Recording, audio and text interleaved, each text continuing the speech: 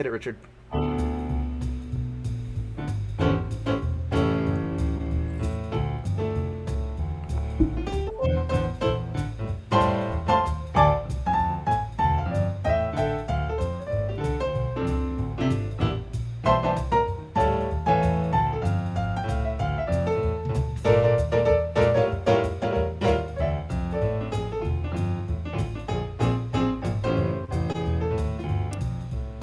Ladies and gentlemen, welcome tonight to Bobtheorc and his little gathering of folks here from all parts of the world,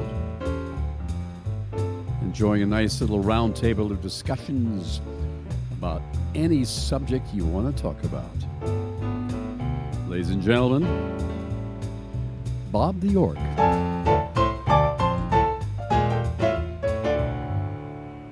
All right. Thank you, Richard. Thank you. So tonight we're going to talk about inflation, the largest wealth transfer in history. But first, our disclaimer. This show is a work of fiction and is for entertainment purposes only. Any resemblance to real-world people or events is purely coincidental. All right, guys, here we are. We got Bubba, we got Scipio, we got Maddie, we got Richard. And Bubba, what's our first topic for the evening? What do we got? Let's see. Well, you just got off a really hot conversation with somebody who might know a thing or two about economics.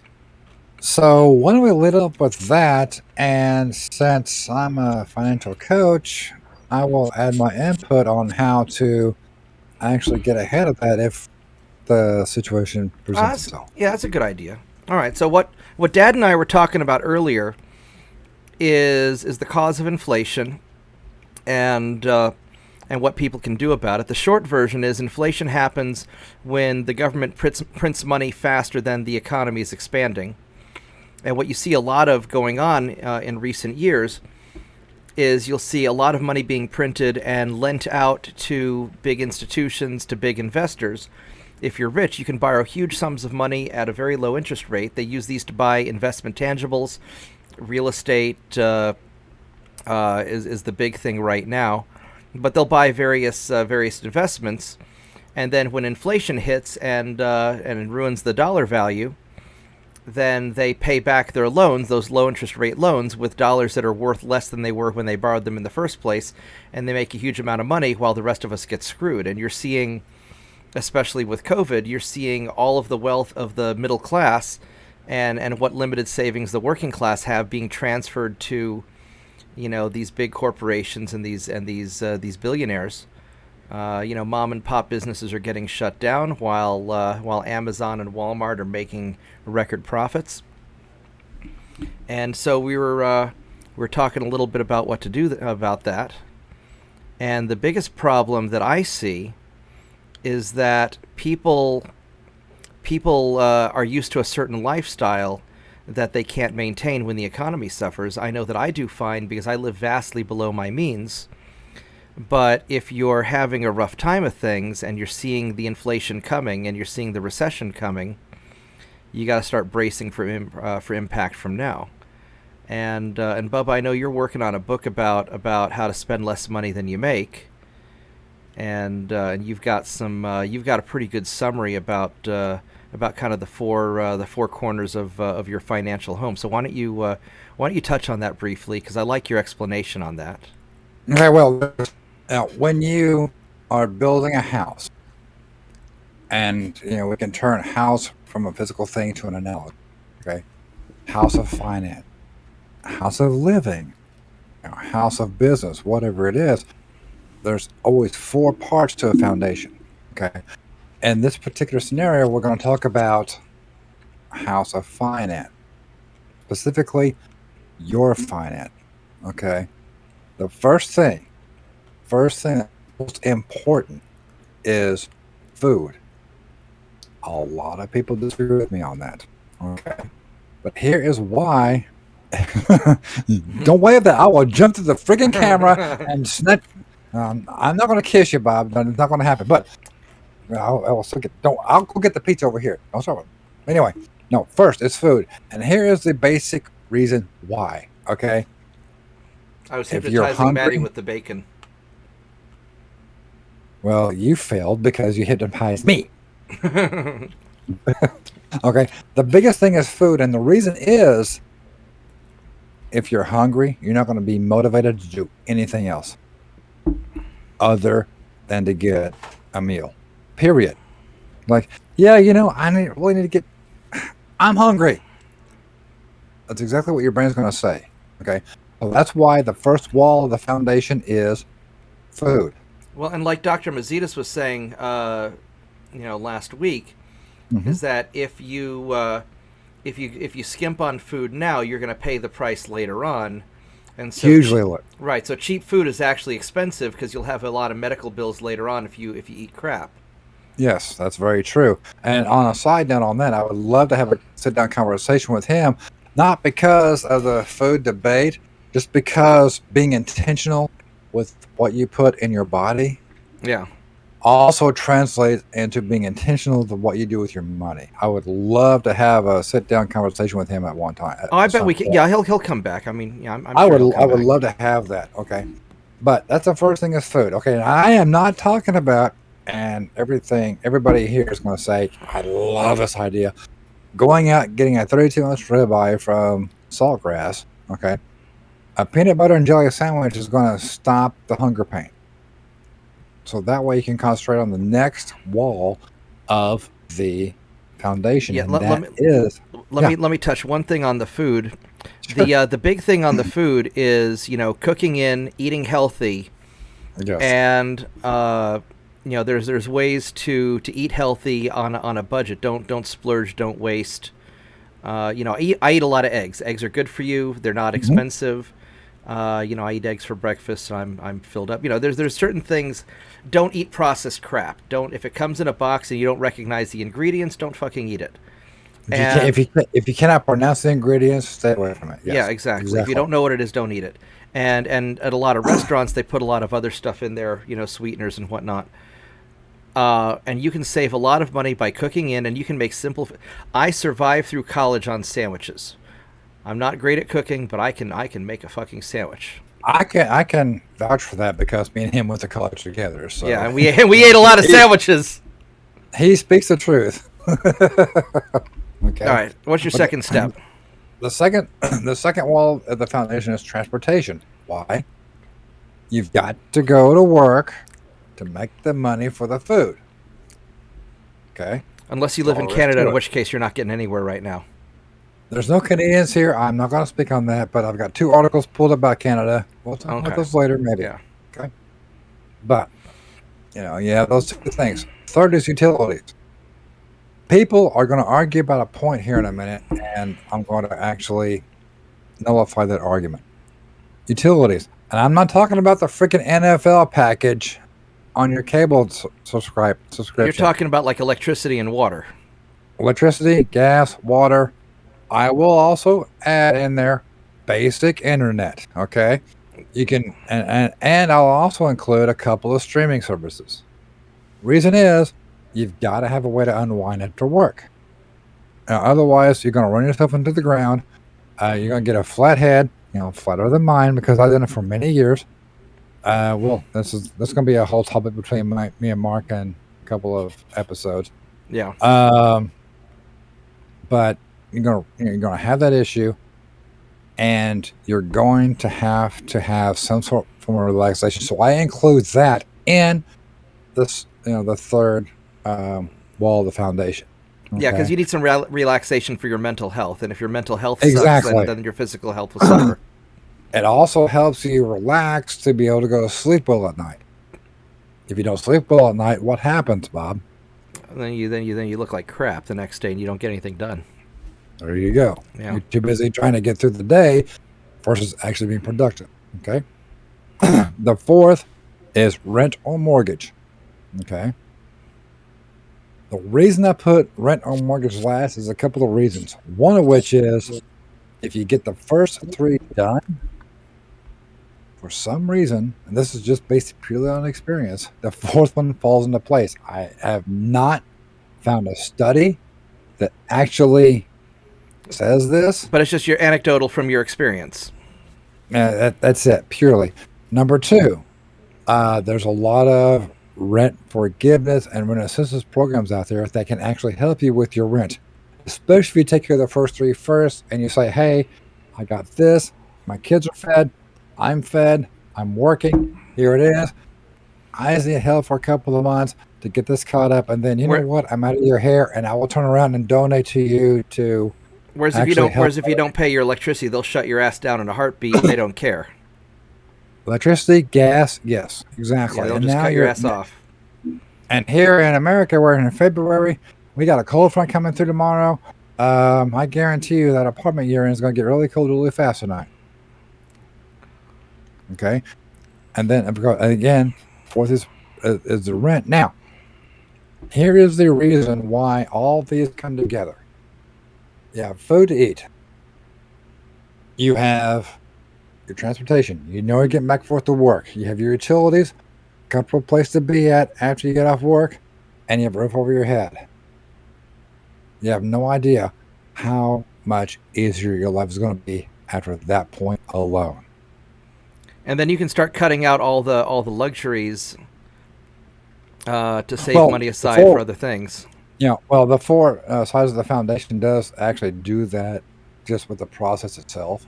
Yeah. Just because, we're trying to, simplify our minds, okay?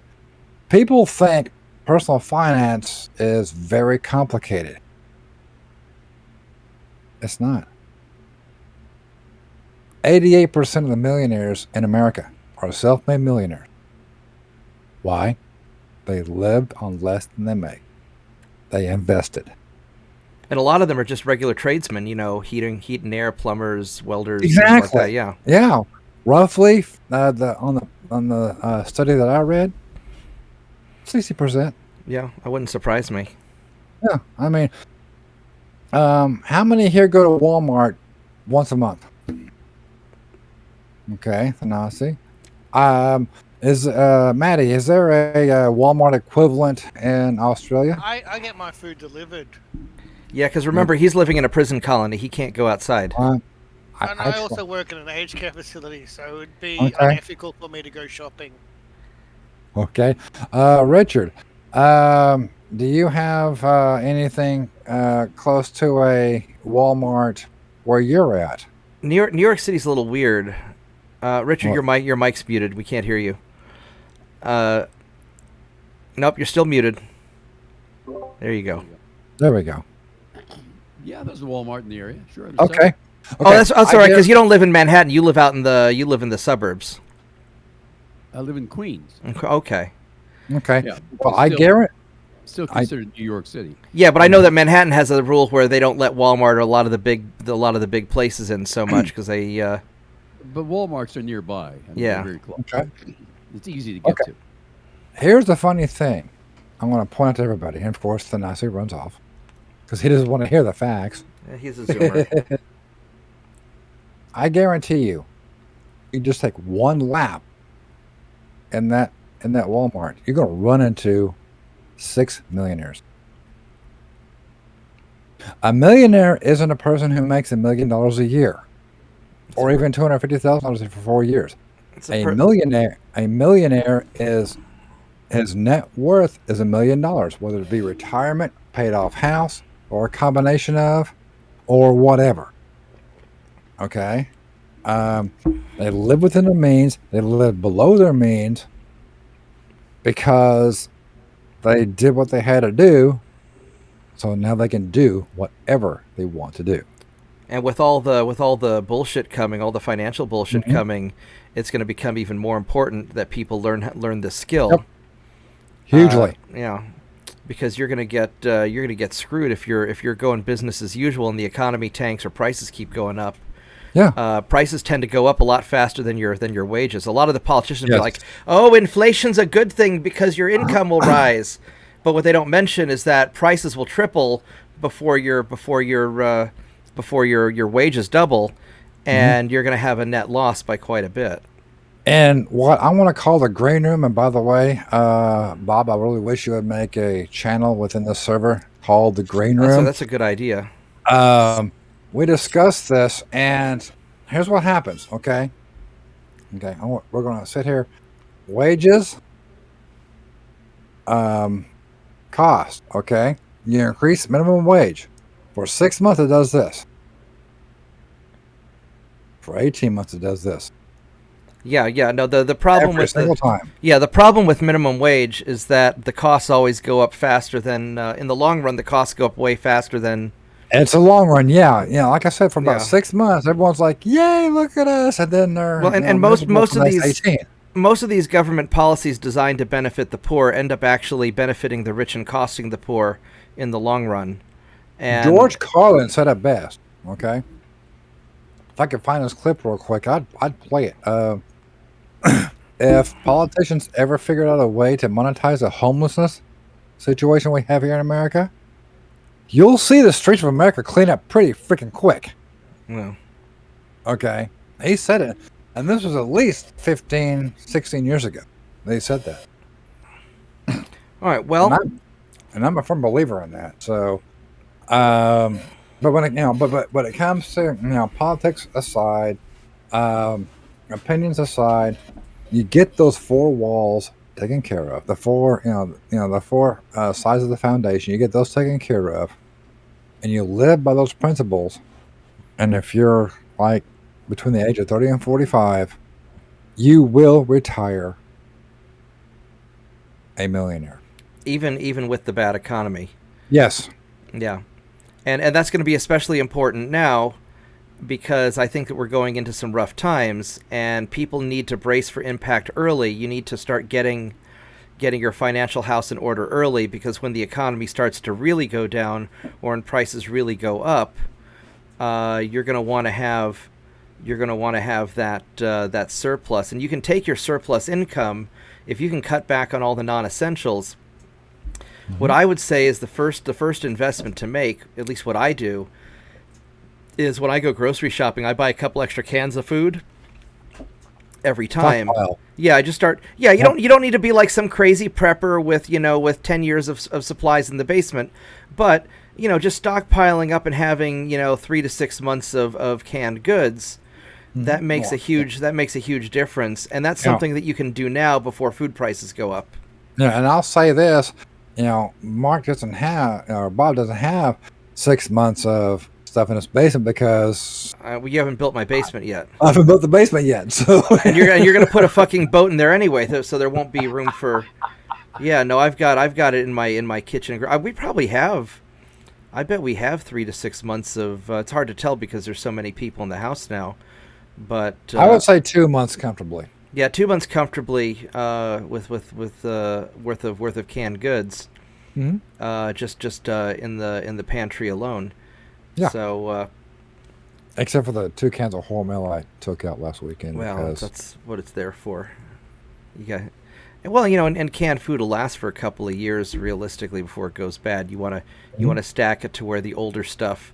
What I do is I tend to put the older stuff in the kitchen for people to eat, and the newer stuff I stash away in the garage.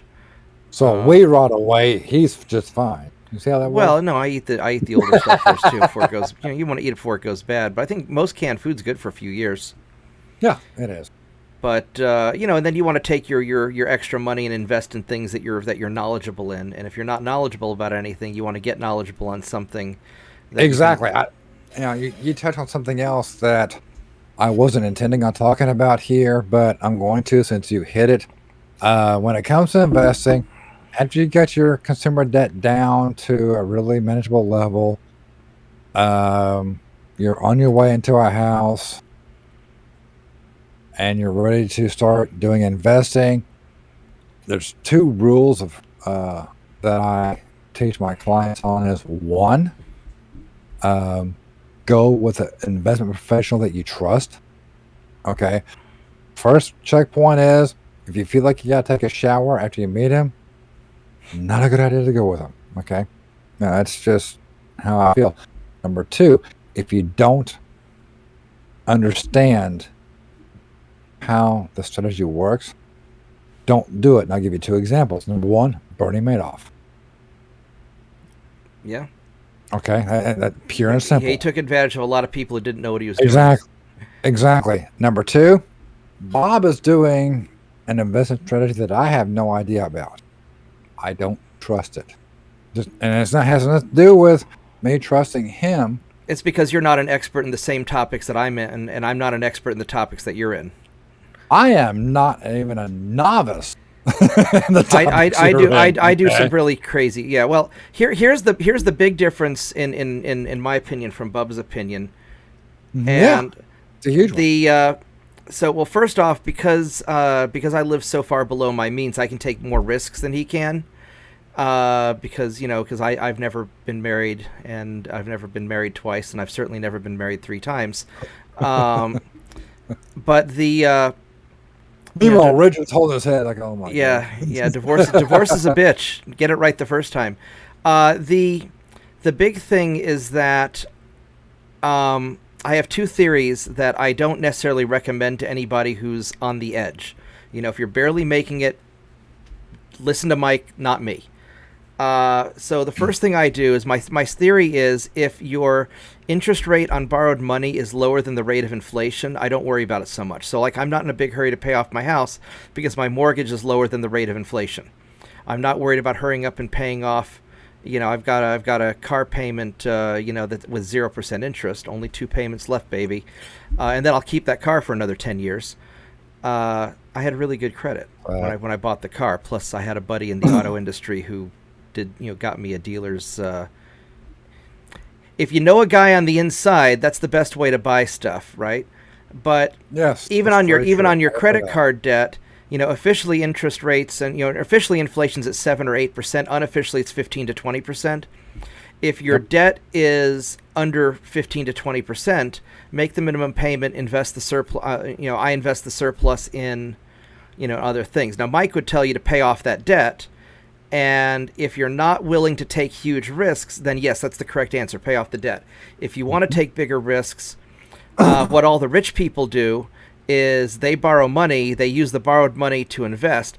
Don't do that unless you know exactly what the fuck you're doing. You're going to go broke. Okay. And so what I do that's different from Bubba is I borrow. I use borrowed money to invest in my business, invest in other projects, invest in various technology thing, and I take some really crazy high risks because I'm not married, I don't have any kids, and worst comes to worst, You fall on your face, you're not taking anybody else I fall on my face, I own my own house, I'm not taking anybody down with me.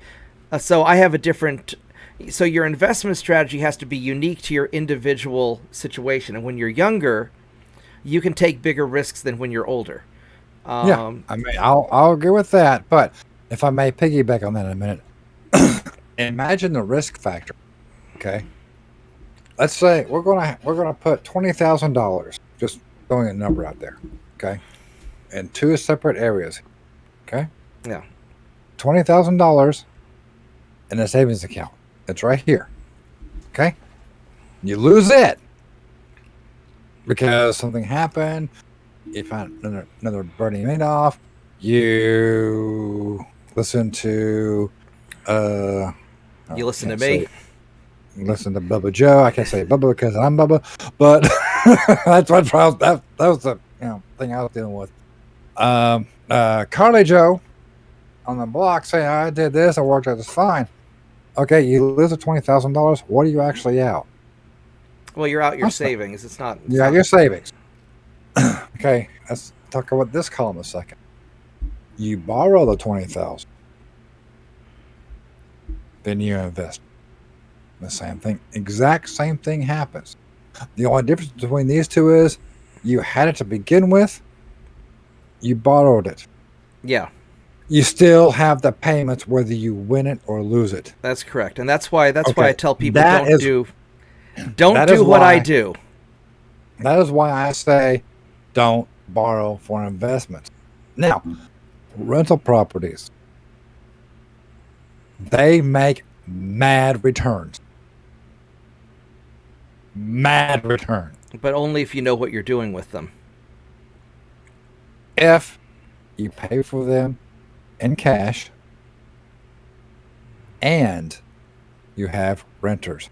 Now, if let's do the same thing again. Well, I know this one guy who bought his houses in cash and he does his own maintenance, and so he makes he makes bank on that. He may, yeah. But he's an expert in that subject, and so that's why I say just do what you're an expert in, and if you're not an expert in anything, learn something. Learn something good. I do tend to take a more of a conservative approach when it comes to investing and things like that, which is why I'm worth $600,000 freaking dollars right now. It's all on retirement accounts. I can't do a squat. But borrowing, one thing that's not talked about in either of these two scenarios is inherent risk. Yeah. Okay. And you've got to understand your risk and be willing to accept your risk. Yes. Yeah. Something else I would kind of, I think we kind of beat this. Yeah, I think. I think we kicked this dead horse in the head. So let's have a musical interlude while you prepare the next topic. Richard, do you want to give us some more entertainment? Let's hear it. Mute your mic. Yeah, your mic. There you go. There we You're go. hot. Here we go. Well, let's see what we can come up with.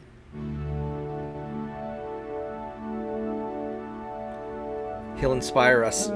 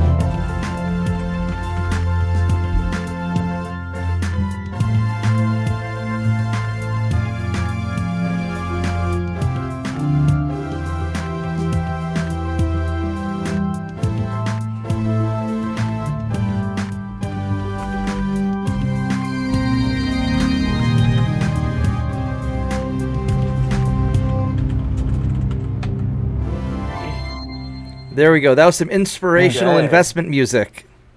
Yes. All right. He's going never-ending story. No. You never know what Richard's going to pull out. I mean, Richard has been doing music for so long. I mean, that was 2001: Space Odyssey. That's right. Yeah. That's one of the few movies I can recognize. And actually, that was not written for that movie either.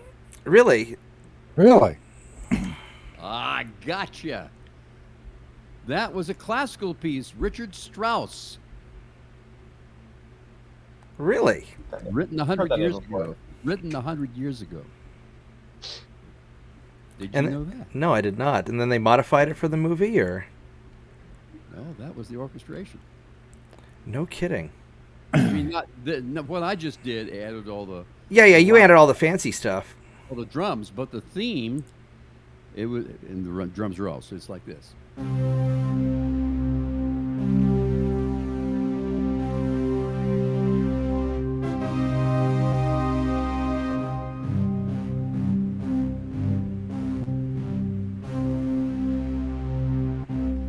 That's without the drums, but that's how it's written. No kidding. I didn't know that. Because I never heard that until 2001: Space Odyssey. Of course, that made it world famous. I know, right? Richard, my name, Strauss, Straus. Show off.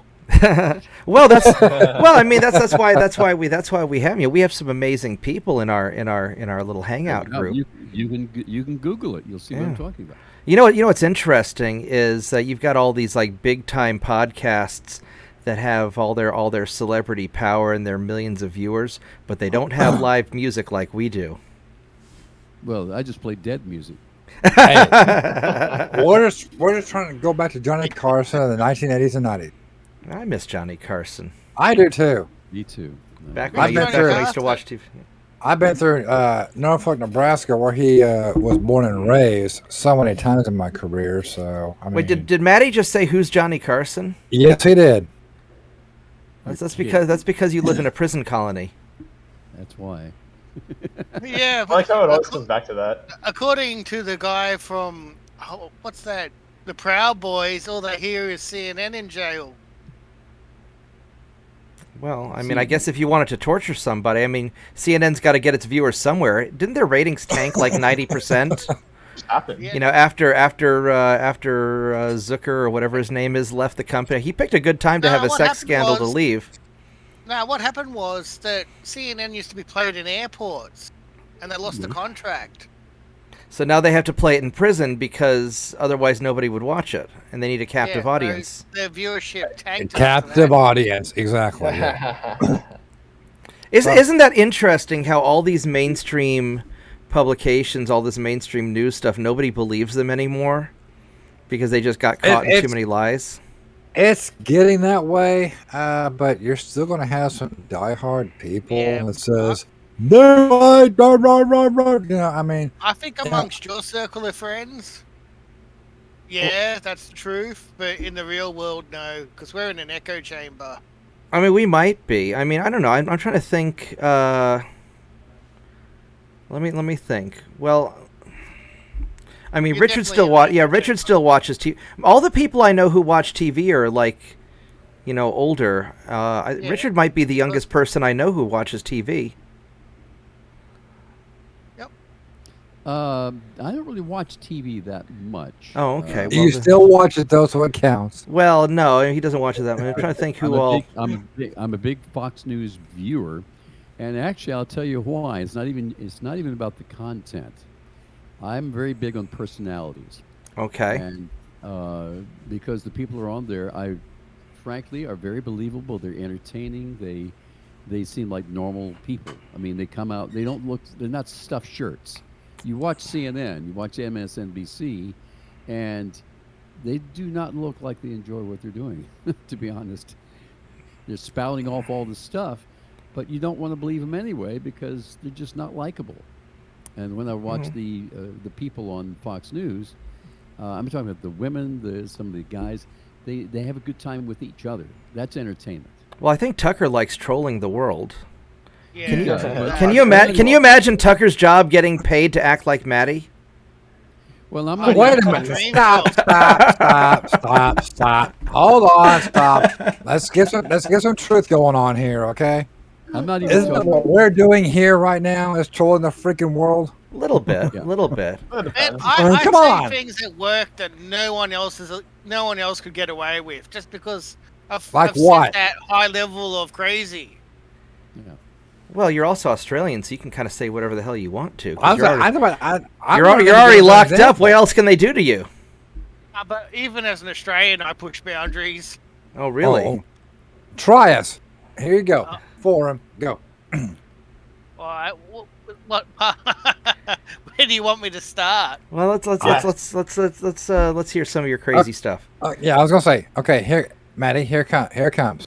At the end of the we had a resident who, you know, just doesn't on the dementia side that just refused to go to bed.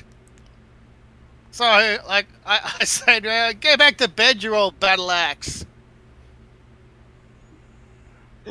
And no one else could get away with saying that. So are you saying that you're a little bit let me They know I'm kidding. I think we ought to have a segment or a show called Maddie Reads the News, or 5 minutes of Australian. Oh man, I can't wait to do a thing about the honking. Okay, stop. You just got Richard already looking at the keyboard, trying to figure out the musical intro and outro to that. Okay, Do we want to have Maddie do the intro to the trucker? I saw the look in his eyes, so that's, Richard, go with it. I'll mute.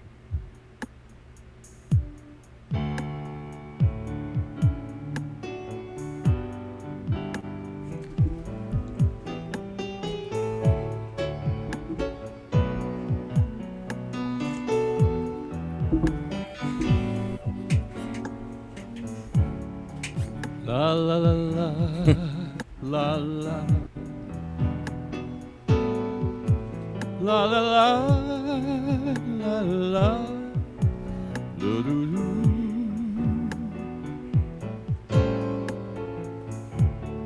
La da do do do do. I'll just keep rapping until I figure out what I'm doing. Just imagine Maddie like ranting to that. La la la, da da da.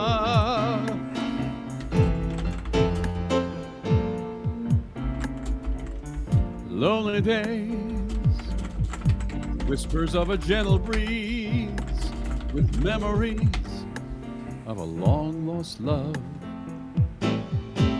And through those quiet nights, those empty and lonely nights, without a hand that I'd long to hold, I see the soft sandy beaches, but love never reaches out to me. When I look out at the ocean, no warmth or devotion do I see.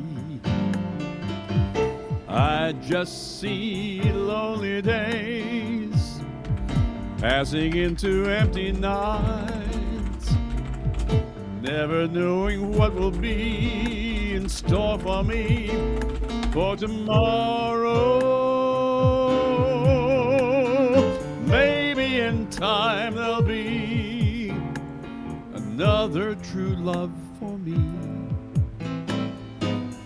Now it seems like eternity in lonely days. Maybe in time there'll be another true love for me. Now it seems like eternity in lonely days. Lonely days.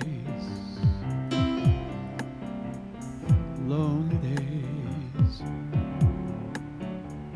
Lonely days. Lonely days. That's amazing. You know, Thanasi, we should edit out that segment and make that one of the bacon bits, and just have like some Richard segments that we put up on YouTube. That'd be awesome. Yeah, we should just put a playlist of all his things. Yeah, just make it like the Richard Easy listening playlist. Yeah. Also, with that little bit you just played, I was dying on the inside. Imagine Maddie ranting to that music. I do have a confession. That's another original. Yeah, you wrote that, didn't you? I wrote that in Never mind. I wrote that a long time ago. Shortly after the Civil War, when the Well, you can tell it's 20 years I started to say 19, so there you go. Yeah, no, that was Well, do it like a Japanese RPG, 19. Yeah, no. I have a question, Richard. Can you make that piece a little more upbeat? Well, yeah, I wrote that as that's a bossa nova. You know what a bossa nova style is? It's a date song. It's a dance song for when you take your girl out. Yeah. It reminds me of a song that would be playing while I do a poop. Oh. Well, I guess Lonely days. Just sitting there alone on the dunny, trying my best. I can't believe them. I can't be Not to go like Elvis. Oh, no. You guys do not know. Wait a minute. I can't believe this. You guys don't know what a bossa nova is? I know what a bossa nova is. I don't, because I'm a double broadcaster and I'm the producer of this. Have you ever Cat herding. Bossa nova is a Latin musical style that originated in Brazil. Yeah. How do you spell it? Bossa nova, 2 words. Yeah. B-O-S-S-A-N-O-V-A, like Nova. VA. Yeah. And there's a very, very famous song, which probably this crowd may not have heard of, called Girl from Ipanema. Tall and tan and young and lovely, the girl from... Not hearing. Yeah, yeah. That was the first big bossa nova hit in 1964. That's how they far that was one of the theme songs on Next Stop Wonderland, that New York City romance subway story or something. It's a classic, and during that, it was written by a man named Antonio Carlos Jobim. If you're on Google, you can search this too. Antonio Carlos Jobim, and it started a whole trend. You want to play this for us now, or you want to play it for us later? We could do Maddie talking about the Great Honkening, and then you could play that for the next segment if you want. Yeah, Well, I'm not sure of the honkening. I'm gonna have to. It's what I'm an hour ahead when I. Are you needing to wrap up pretty soon? I need to wrap up soon because a long day and early morning. But anyway, yeah, but I'll do that. That's Go play that for us, and so we can educate these. We can educate the the heathens. Swine. Here we go. A little faster. I didn't write this. This is written by Antonio Carlos Jobim, and you can Google it.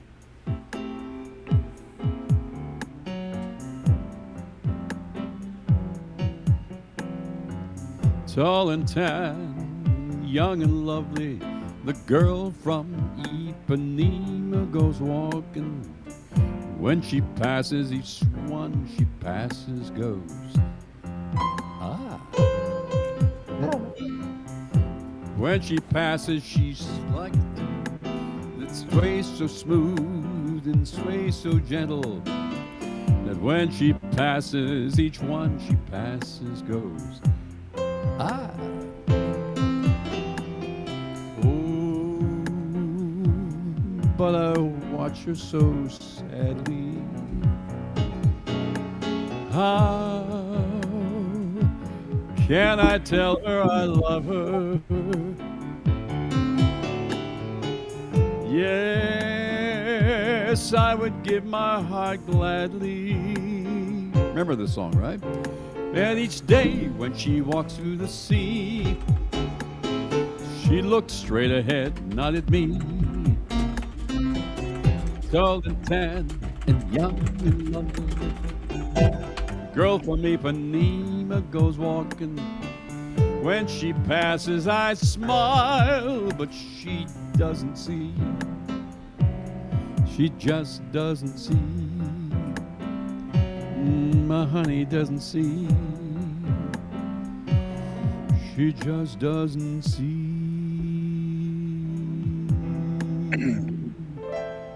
Okay, do me a favor, everybody. Give me a 5-second pause from any type of sound. Okay.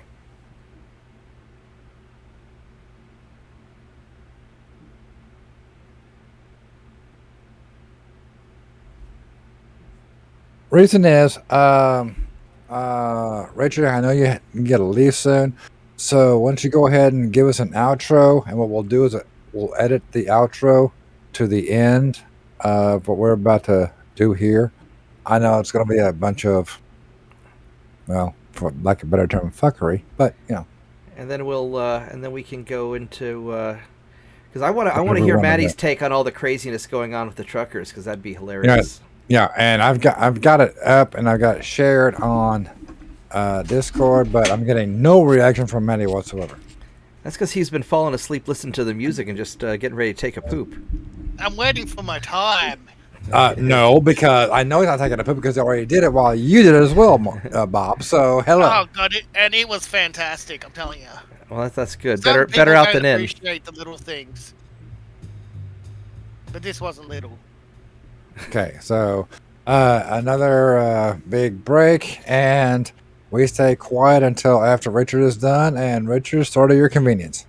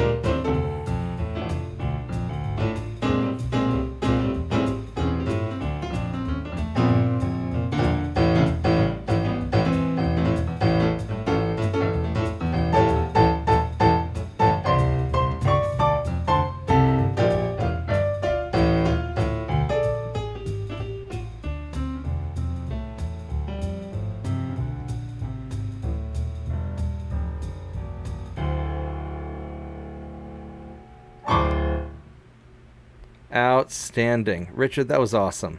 That was really awesome. Okay. And Richard, do you come up with any actual ideas for my podcast versus the stuff that you played earlier, which I want to send staves through the camera? So again, your theme about what is it? I thought it was romantic, but it wasn't romantic, was it? Romantic? No. Mark, Bob will tell you I'm a freaking horn dog that's got 3 girlfriends and I stay with any one of them. Oh, dude, you trying to get busted? Well, it's Bubba's the one who told me that hiring prostitutes is cheaper than getting married at this point. Well, yeah, way cheaper. Yeah, you don't pay them to show up; you pay them to leave. Yeah. But anyway, he's got 3 hot girls. I don't know if they know about each other, but no, he's got 3 hot girlfriends. Yeah. And all of them are at least 15 years younger than me. So yeah, he's their boy toy. I've got 4. Hey, congratulations. But no, give me some ideas. You now have my Discord. Send it to me. Nothing along the lines of thriller. What's the matter with you? Okay, I'll think of something. Nuclear war. I got that on here too. Yeah, I know, and I don't want that. All right. Well, do we want to wrap this one up, and then we'll take like a 5-minute break, and then we'll come back in and talk about about the Canadian truckers. Yeah, and I gave you and I gave 2 3 or 4 minute breaks there, so that way you could distinguish crap that we're doing versus what Richard was trying to give you an outro for, so you can edit it. Yeah, we're gonna make Thanasi do the editing because I'm tired of editing. We're gonna let him do it. Ha! Do your job. I think I'll do just that. How about that? Perfect. Love you for it. Just not that way.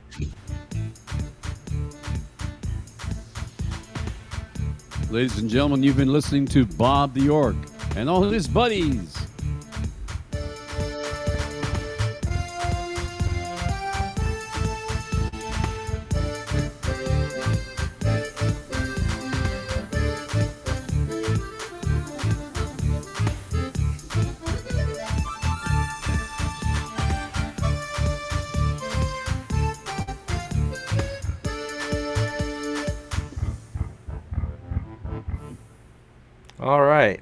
All right, so we're going to take a 5-minute break here. I want to thank everyone for watching. Richard, thank you for coming by. Don't be assholes to each other. That's Bubba's job. I'm just kidding.